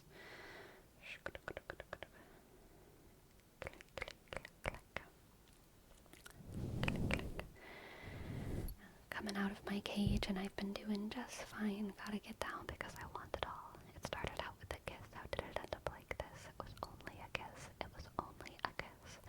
Now I'm falling asleep and she's calling a cab and he's having a smoke and she's taking a drag. Now they're going to bed and my stomach is sick and it's all in my head, but she's touching his chest now. He takes off her dress now. Let me go.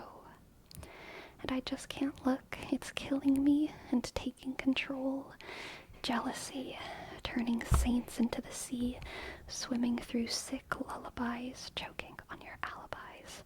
But it's just the price I pay. Destiny is calling me. Open up my eager eyes, 'cause I'm Mr. Brightside. I'm coming out of my cage and I've been doing just fine.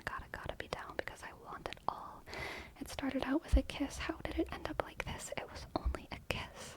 It was only a kiss. Now I'm falling asleep and she's calling a cab while he's having a smoke and she's taking a drag. Now they're going to bed and my stomach is sick and it's all in my head. But she's touching his chest now. He takes off her dress now. Let me go. 'Cause I just can't look. It's killing me. And taking control.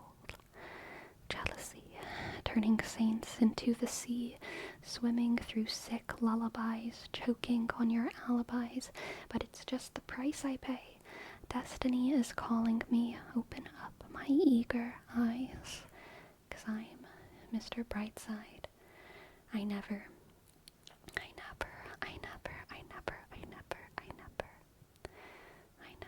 shook.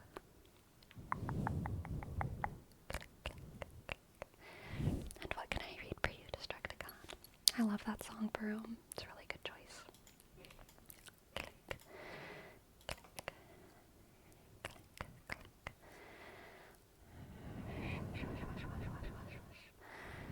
Jealousy, turning saints into the sea, swimming through sick lullabies, choking on your alibis.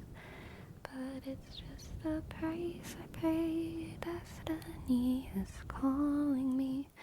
Open up my eager eyes, 'cause I am Mr. Brightside. And then fucking Joy to the World plays. Dun dun dun dun dun dun dun dun dun dun dun dun dun dun dun. You know what I mean? Like, it doesn't, but it does. It's not Joy to the World, but it is. It is Joy to the World. Do y'all hear it? Because I always hear it, and it like Ode to Joy. Yes, sorry, Ode to Joy. Ode to Joy.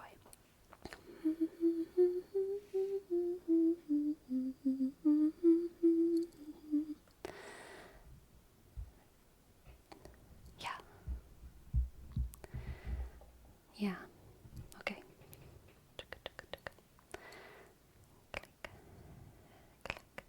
Rises the Moon by Liana Flores. Rises the Moon, Liana Flores. Oh, it's on the Discord. Amazing. Amazing Destructicon. Amazing. Amazing, amazing, amazing, amazing, amazing. Amazing, amazing, amazing. Rises the Moon by Liana Flores. Days seem sometimes as if they'll never end. Sun digs its heels to taunt you, but after sunlit days, one thing stays the same. Rises the moon. Days fade into a watercolor blur. Memories swim and haunt you, but look into the lake, shimmering like smoke. Rises the moon. Oh, oh, close your weary eyes. I promise you that soon the autumn comes to darken fading summer skies. Breathe, breathe, breathe. Days pull you down like a sinking ship. Floating is getting harder, but tread the water, child, and know that meanwhile rises the moon. Days pull you up just like a daffodil uprooted from its garden. They'll tell you what you owe, but no, even so, rises the moon. You'll be visited by sleep. I promise you soon the autumn comes to steal away each dream you keep. Breathe, breathe, breathe.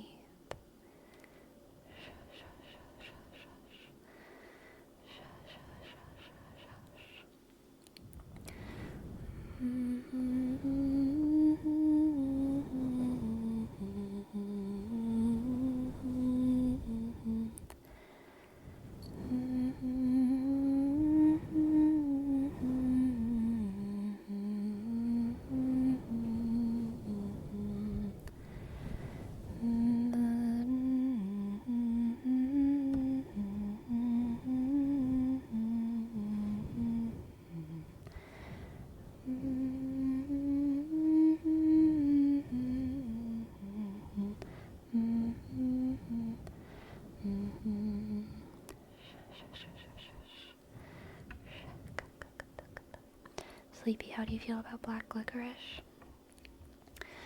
I'm not about to yuck anyone's yum, but it ain't my yum. It sure ain't my yum. But more for you, you know? More for you. I don't like red licorice. I don't like any licorice. I don't like the texture. A lot of like thick, chewy gummy things I don't like. There's some like, if it's like a little tiny gummy thing, like a fruit snack, I'm okay with that. But like a long, thick, chewy gummy thing, it's usually too much for me.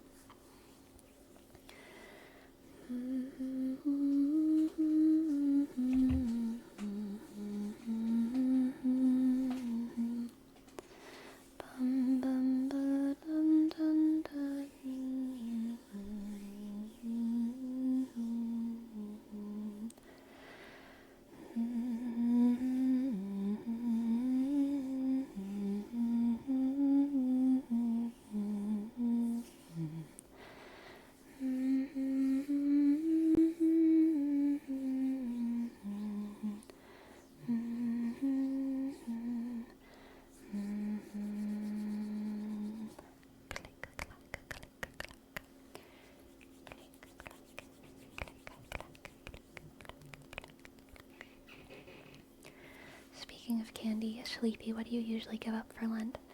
So I'm gonna be honest, usually for Lent, I do the thing where I do something rather than give something up, because especially when it comes to things I regularly consume, I don't think I have that many like unhealthy consumptive items that I can reduce to like a thing, you know?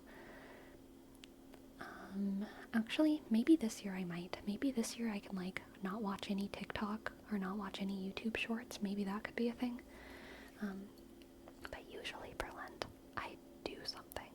So it's more like I give up like 15 minutes a day or something to do like an extra rosary or something like that. You know what I mean? Just because I don't have like, there's really no food that I should be cutting out that I eat regularly. If anything, I should be adding more variety into my diet. And yeah. For a long time, pretty consistently, what I did for Lent was, and I started this I think when I was 14 or 15, and I've talked about it a couple times, but what I did for Lent, and this was honestly one of the most productive things I ever did for Lent, and I did it for a couple years, which was I didn't hold back any compliments anytime a compliment popped in my head. For the entire season of Lent, I said it out loud, no matter how embarrassing it was. And I think it really helped me a lot with like just being better at complimenting people. I don't do that anymore because I think I've done the work of that thing, you know? But yeah. Yeah, I think doing something for Lent is like an underrated thing, and it can be a thing, like I said, not holding back any compliments, which is kind of giving something up. It's like basically giving up a barrier that is kind of maybe most of the time unnecessary. But also like if you're doing something for Lent, like, oh, every Saturday I'm gonna go to daily mass. I'm gonna do something for Lent. I'm gonna go to daily mass instead of just Sunday mass. So I'm gonna go to mass 2 times a week. Then you are kind of giving something up. Because you're giving up like another 45 minutes of your time every week to give to God, which is good. And especially adults. If you're an adult that has like the standard amount of maturity that I think most adults have, usually just giving something up, like chocolate or coffee or whatever people give up, it's not that thing isn't about God. Like, it almost becomes like a vanity thing, like a New Year's resolution. It's about yourself. It's like, I want to lose some weight, so I'm going to give up chocolate for Lent. Or like, oh, I want to get better sleep, so I'm going to give up coffee for Lent. And sure, doing something for yourself is still productive. God likes it whenever you take care of yourself. But Lent is like a religious season. And I think for children, giving up something like candy or chocolate or whatever that is, it actually can bring them closer to God, because they're like literally just not vain enough yet to think about being healthier or losing weight. Every time they're not eating chocolate, they're thinking, oh yeah, I'm doing this for Lent, I'm doing this for God. It can actually like be a religious thing for them. You're also just like kind of teaching them a form of discipline. But when you're older, I think the things that you do for Lent or give up for Lent, you should have you're allowed to make it more complex, you know? Do something that will actually feel spiritually important to you, and like make you a better person, not just make you more of a worldly, a better person on like a worldly level, but a better person on a spiritual level. You know what I mean? You know what I mean? Look at that cat standing up. I know, she is so elegant, isn't she? She is beautiful. She is a queen. She slays.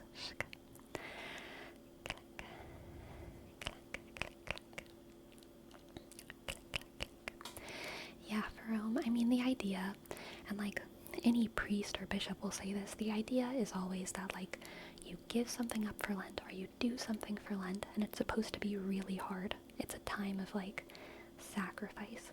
And then when Lent goes away, that thing that you did doesn't just go out the window, but you also don't keep it completely. It should be something, Lent should be an experience that changes you, like going on a retreat or something. The point of going on a retreat is not to become a monk for the rest of your life or to become a nun. But when you go on a retreat, you should learn lessons and you should be changed and you should take some of those lessons back into the world with you. And that's kind of how Lent should be. It should be an experience that is transformative every single year. And it should be something that makes you feel like you have the capacity, you've learned your capacity to be a better person, is like larger than you expected, or larger than you thought before Lent. And you don't need to go to that level of sacrifice all the time, but you should learn and grow from it, and you should take those lessons back into your life. If it was the way you just explained it, then I think it's an amazing experience, but sadly not the way it's commonly done. I don't know. I'm going to push back on that. I think for adults in the church, the way I explained it is the way most of them think about it. But I think that most people's experience with religion is from the time that they were adolescents or children. And so, unfortunately, because we baby children, a lot of people who stop being religious once they graduate from adolescence think that religion has a lot of childish lessons in it, but that's because they were only ever religious as children. Does that make sense? Yeah, because like it's totally possible that the adults who explain Lent or sacraments or discipline or whatever it is wrote prayers to a 10-year-old, talk about it in like a very simplistic, reductive way, and then when that 10-year-old turns 16, they're like, my parents are idiots. They think that you have to say a Hail Mary to be a good person. They think that you have to give up chocolate to be a good person. And then they're done with religion, and they still think that religious adults have those same ideas about religion. Does that make sense? But like actually, most people who are like spiritually mature, and most people, if you're spiritual for long enough and you have any amount of like common adult intelligence, and you're like over 25, you do have more complex ideas about all of these things. You do. But a lot of times the more spiritually mature people are not the loudest voices. And they're also not the most, the voices that we associate with like teaching, because most teaching, unfortunately, again, is done towards children and not towards adults, which is just a really big shame. I really think it's one of the biggest reasons why there's so many misconceptions about all religions when it comes to the complexity of different beliefs and rituals.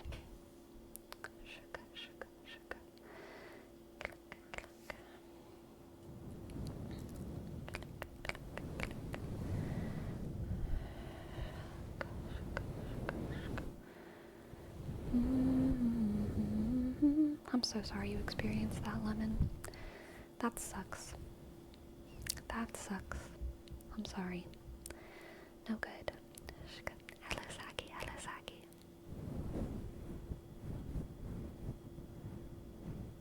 Dude, speaking of religion, and Catholicism in video games. Have y'all seen the game Witchfire? I was exposed to Witchfire like 2 days ago. I saw someone playing it on YouTube, and I thought it looked really fun. Witchfire. I'm probably not going to play it because I'm playing other video games right now, but maybe it'll be a video game for me in the future. I'm pretty sure it's still being pretty heavily developed, so I have time until it reaches its final form anyway. It's not like actually in beta, but it's like unofficially in beta. Kind of like Dark Tide. Dark Tide had like a zillion updates before it was like a good game. Tell me more, can you give me the elevator pitch? So, it's kind of like, it's a first-person shooter, and I don't know if it's set in like the real world or like a fantasy alternate world, but you are a witch hunter, and you are killing witches and demons, and the aesthetic is very medieval Dark Ages, and you're on a mission from the Pope, and it's like very dangerous basically. Like it's a really hard game where like enemies can like one-shot you and you're having to like sneak around and like, you know, kill the witches. Yeah, I'm intrigued. It kind of feels a little bit Dark Tidy in that like, you know,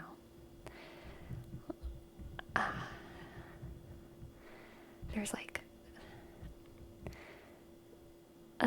the Emperor might not be good, and like killing the heretics might not always be good. And similarly, you know, killing the witches in actual history, killing the witches was like almost definitely like not good, because they probably weren't witches. They were probably just single girls. They were probably just widowed girls. Probably just old ladies who had some unfortunate warts. You know? But like, so that stuff sucks. But it looks kind of fun in a video game. Sleepy, do you like Pal World? I haven't played it yet. Looks kind of like FPS Dark Souls. Yeah. Aesthetically, it does look a little bit Elden Ring-ish to me. Like just when it comes to the color scheming and the landscapes and stuff. But playstyle, it looks a little bit Destiny Dark Tidy to me, I will say.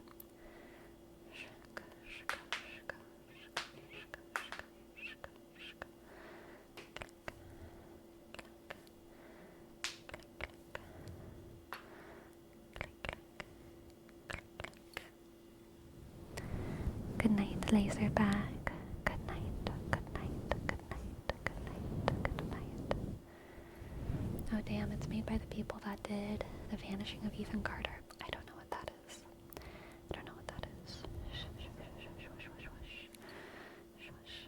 Runewood. What can I read for you? Runewood. What game is this? It's called Witchfire. Witchfire, one word. Widchfire.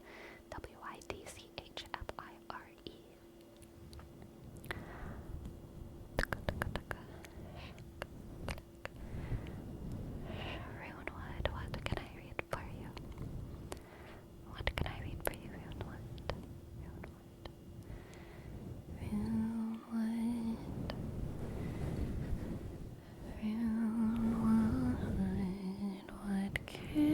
I read for you? The Cave by Mumford and Sons. The Cave by Mumford and Sons.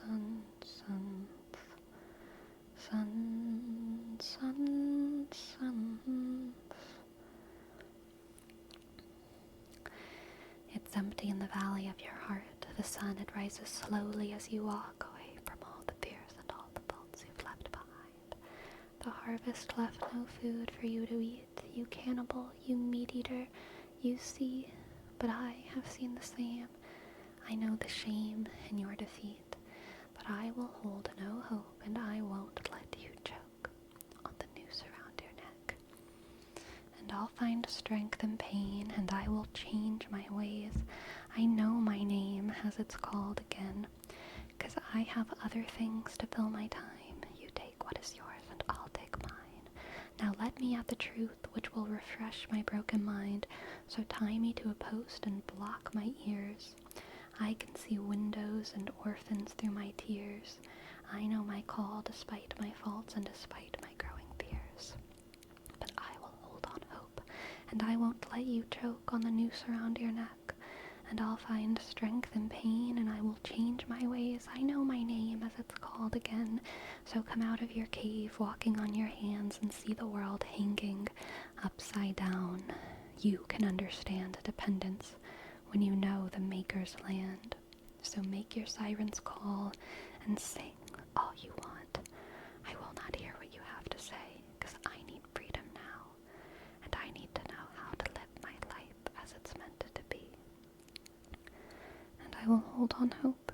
I won't let you choke on the noose around your neck. I'll find the strength in pain, and I will change my ways. I know my name as it's called again. I know my ways.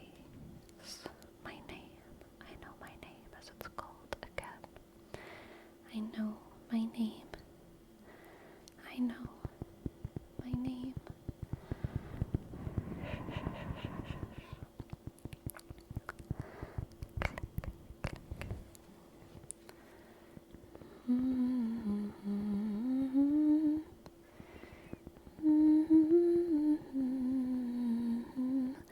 Sleepy, have you ever read The Egg by Auntie Weir? You know, I can't remember it, but I feel like I have. But it's he was saying it is like extremely familiar to me. So I feel like maybe I have, but I just can't remember it.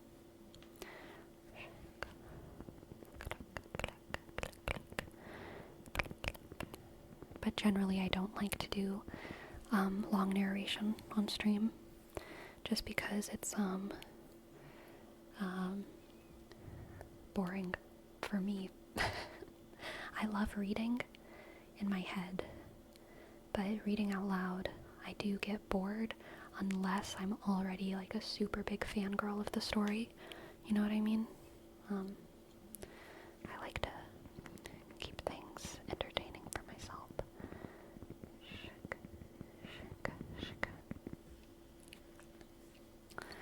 I thought I heard of Witchfire. I watched a review of it several weeks ago. That's interesting. I'll post it in the Discord. Nice. Yes, Samson, my cat is being a good little lope right now. Lope, lope, lope, cantaloupe.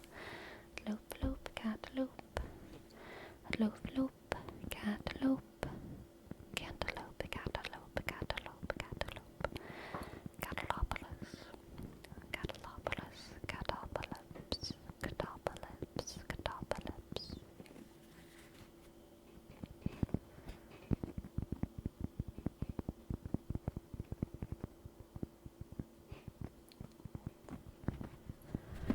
Oh, sorry for the bonk.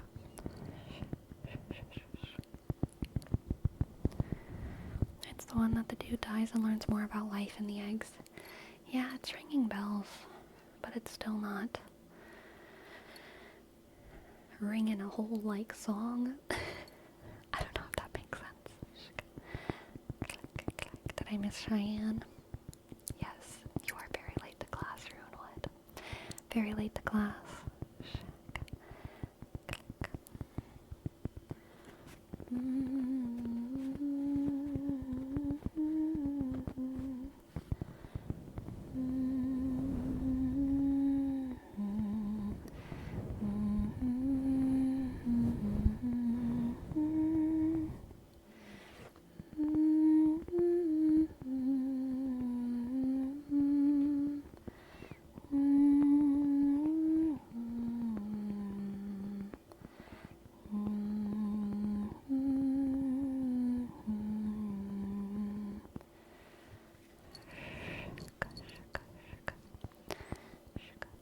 Did you see there's a new Moss book? Yes, I have That is, I believe the third book in the Crescent City series. I haven't started on the Crescent City series yet. I need to finish all of these and then the last two of these before I do Crescent City. But yes. I did see. Sleepy, how far are you in Queen of Shadows? I think I have around like 150 pages left or something. It's very good right now. I just haven't had time to finish it. But it's very good. Very good. I think this week I'm going to start the tandem. Oh, are you tandeming the Spark Notes? Do you have like both Spark Notes pulled up at once? And you're tandeming? I mean, I respect it. I'd respect it more if you actually read the books, but...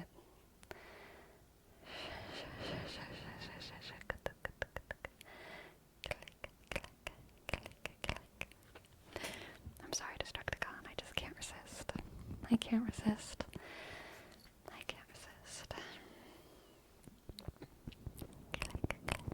Hey, Nanoska. Focus.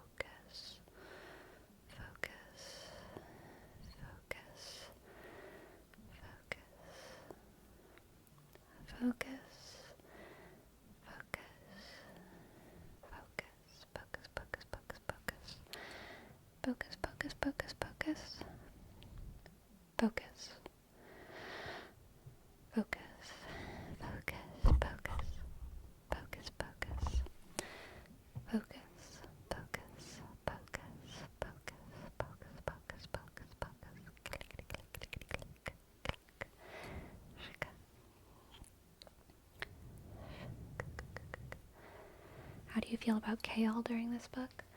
I wish, at this point, I wish he was in it less, you know? Like, because he's very one note. I wish it's okay for him to be one note during the span of a book, but if he's only going to be doing one thing for the whole book, then I need, like, less chapters about him. There's too much Kale for him to be having absolutely zero character development. Again, it's okay for in an eight book series, it's okay for one of those books to have no character development. But if there's no character development, there needs to be just like less of him so we can have more of other people. There's too much of him for him to just be thinking and saying the exact same things the entire book. Every time I see Kale's name, I'm just like, ugh, here we go again. With this boys nonsense. I used to be a Kale main, but not no more. True. And like the saddest thing is that it is consistent with his character. Like again, one thing that Sarah J. Maas is very, very good at, she was good at it in...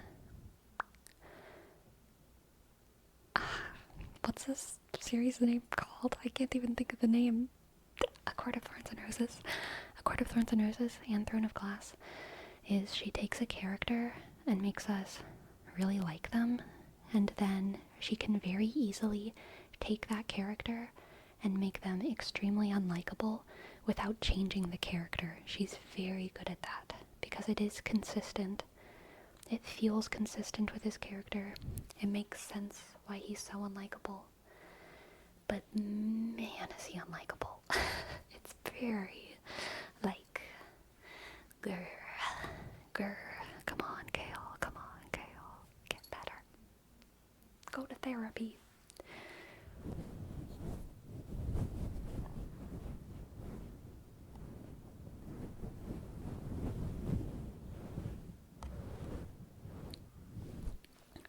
if she focused on the earnestness and tenderness of Kale for wanting to save Tori and it could help. But so far he's just so grating. It's true. And like, honestly, he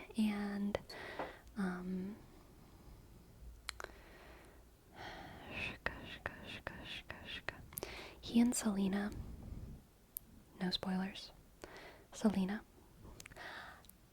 they just hate each other so much right now. It's like not even fun for them to be in the same room together. You know, it's just not fun. It's just not fun. Aw, Tyrion talks. Welcome to the chat. Welcome to the chat. Glad to have you here. Glad to have you here. Welcome in, welcome in, welcome in. Welcome in.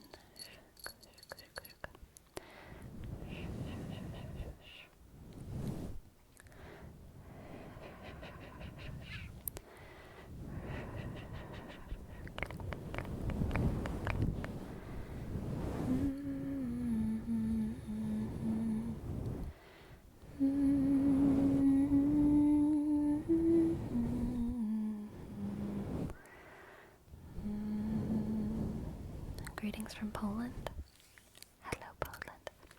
How do you say hello in Polish? Hello. Is it hello? Hola? Hello? Hello, hello? Hello, hello, hello? Oh god. Jesh. Is it? How do you say that? Jesk? Jesh, Pushpa. Tet. I want to say that first. CC is like Czech, like Czechoslovakia. But I don't know how to do that second SC. What does that sound like? What does that sound like? That second SC.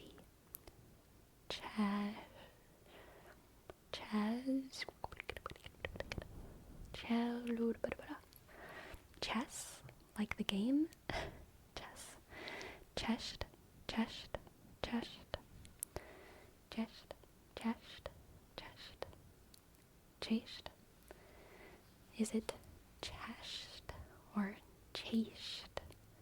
Chest or chased?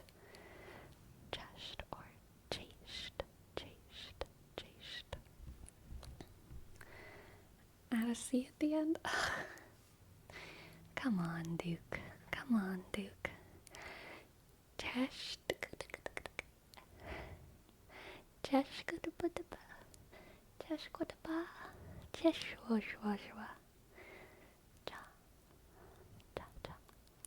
Cha. Ciao. It's ciao, isn't it? It's just Italian. Ciao. I wonder if those have the same etymological root. Ciao. Because, like, Italian is a romance language, obviously. But ciao is nothing like hello or hola or hallo. Ciao kind of sounds like chest. Chest. Romance language, same thing. Shika. Sleepy, it seems like you know a few languages, but can you speak Simlish? Largenspielande? Sorry, La.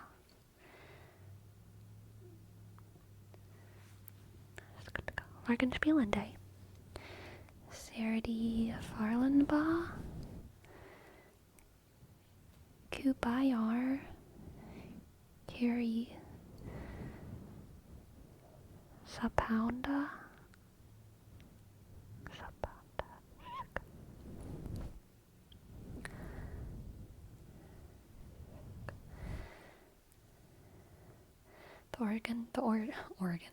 The origin of Chow is a little darker than you think, so I don't think its origins are related. Ah, I see. I had no idea.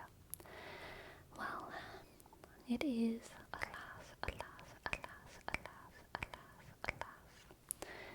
time for my break, so I'm gonna go on a quick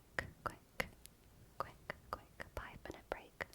I'll be back for more tingles. For more tingles.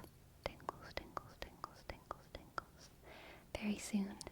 Farewell, farewell.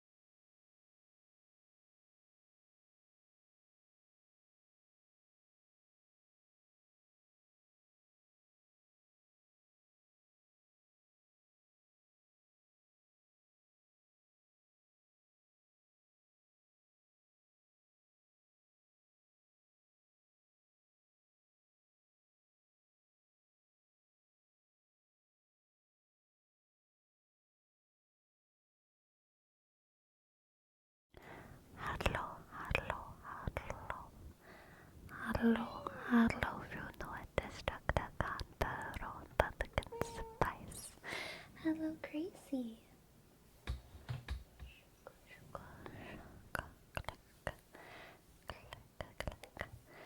Verom, how dare you call me that? Bentornata? Bentornata? What is that? Some kind of sandwich? I'm not a sandwich. You think I'm a bentornata? How dare you? How dare you call me bentornata? Do not ask me for my license and the registration right now, Destructocon. I do not know where my wallet is. It is lost inside of my car. Do not ask. Do not ask.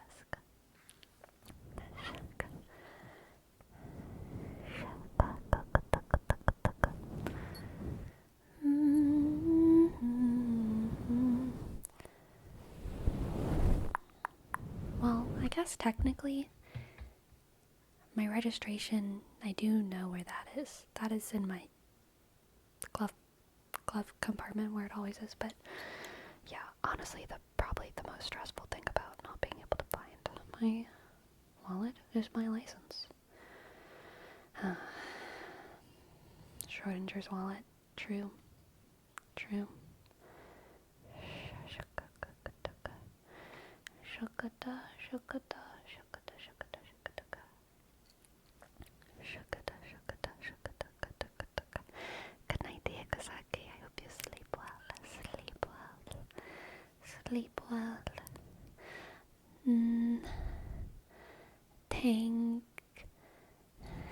Tenge dormir dolce. Have sweet sleep. Have sweet sleep. That's the best I can do. That's the best I can do. Click, click, click, click, click, click. Dolces sueños. Dolces sueños. Gotcha. Dolces sueños. Dolces sueños. Dolces sueños. Dolces sueños. Dolces sueños. Dolces sueños. Dulces, dulces, dulces. Dulces, dulces sueños. Dulces. Gracias, varón. Gracias. Dulces sueños. Dulces sueños. Sueños, sueños, sueños, sueños.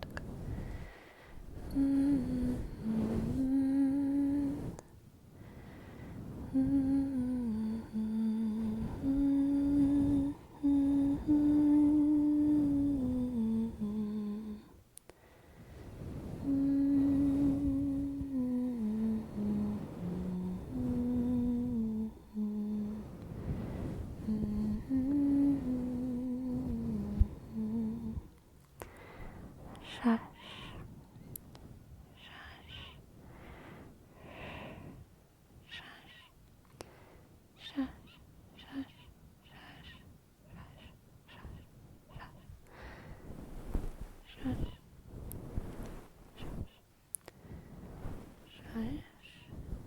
Hush.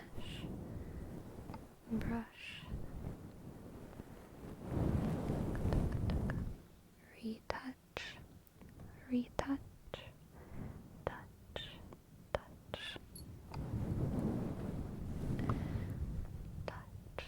Touch.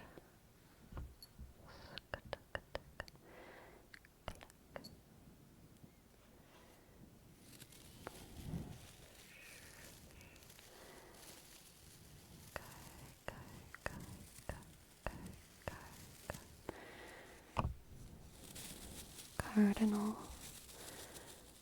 cardinal, cardinal, cardinal, cardinal, cardinal. So yesterday when I went to the gym for the first time, I finally used an actual bar for trying to do a squat, the squat rack, I believe that is what it's called. And it was exciting for me because I've never gotten to like test how much I can actually squat. But I've been an at-home squatter since I was like 14, so I've been having a lot of curiosity all this time about what my squat cap is. And I could, like, I was frustrated. I was sad because holding the bar, just like where you hold it for squatting, like all kind of on your back, made these muscles hurt so bad. These muscles that I just put like 10s on both sides and I could squat easily, but my arms hurt too bad. And so I couldn't test more. I couldn't try to squat anymore because it hurt my arms too much, which was sad. But maybe I'll get used to it. Hopefully I'll get better. Are you a low bar or high bar squatter? I think low. Is that like where it sits on the hooks before you pick it up? But I don't know. And actually, I didn't notice until just now I was doing that example, but I can feel it. Because this arm was the one that was more sore, and like where the bar was sitting kind of feels bruised. I wonder if I can see it. Where it sits on your back? Oh, I think high then. High, probably. Probably high. Yeah, high bar, I would say.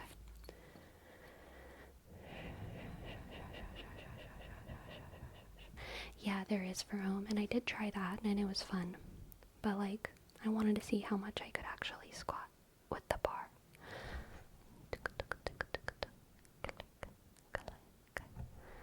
Clack, click, clack, click, clack, click, clack, click, clack. Yes, the leg press. Also, the machine where you put your ankles under the thing and you lift your legs like this. What is that called? What is that called? You sit down and you do like this with your legs, and there's like a little bar right here, and you go boop, boop, boop. Not calf raises. Boop, boop. Leg extension? Yeah, I had never done anything like that in my life. It was the weirdest feeling in the world. Oh my god, that muscle has never moved like that. Carrying weight. It was so weird. Like, it was weird because my quads are like, they're not weak, but like, never kicked anything. No, not really. What's there to kick? What's there to kick in this world? Not much. So, a ball. I did used to play soccer, but I wasn't kicking like bam. I was mostly just like dribbling, Not like poof. I wasn't kicking and like lifting my whole leg, but that's just because I guess I always did Little League. Maybe the pro soccers do whack with their whole leg. But it was such a surprising feeling because I could feel my leg, my quad, like being strong enough to do the movement. Like I probably could have done a higher weight and been fine, but just because it was so unfamiliar, even the first one, like, hurt. But not in a bad way. Like, it wasn't like a sharp thing or like a joint thing. I could tell it was just like a muscle unfamiliarity. But it was a definite, like, pain. And it was purely from, like, never having been used that way. Ever in my life. And I did not expect it. It's the weirdest feeling I've felt since my first kiss. Which was a weird feeling. It was such a strange feeling.